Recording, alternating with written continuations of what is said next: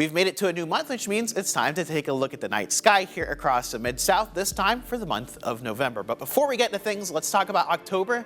There were some really cool things in our night sky, and some of our ABC 24 weather watchers sent in pictures, including the aurora, visible for the second time this year.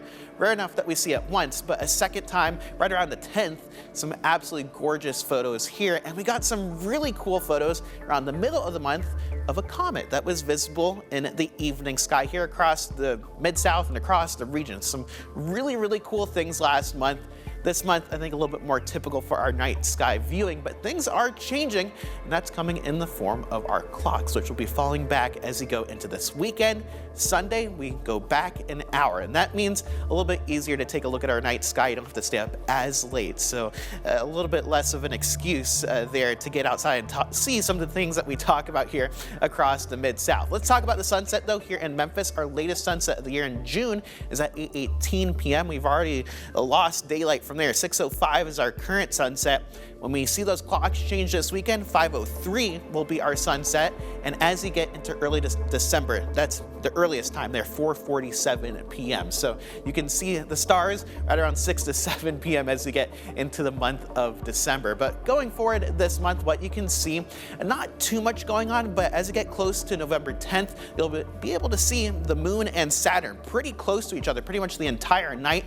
Definitely a cool sight to see there. So get outside and take a look. It's going to be visible really the entire night, so not too much of an issue there. As a little bit later on into the month, we get our full moon known as the Beaver Moon. That's on November 15th. This will once again be a super moon.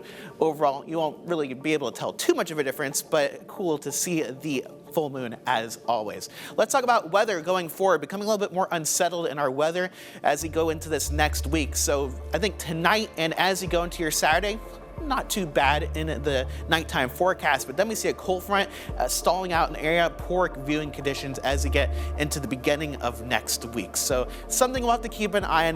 Once we get into the winter months, it does get a little bit more cloudy, so that could get into the way of things. But if you see anything in our night sky, if you have any questions, any comments, you can send those in to me on social media, whether that's on Facebook or Twitter. But from the studio, I'm ABC 24 meteorologist Corey Smith.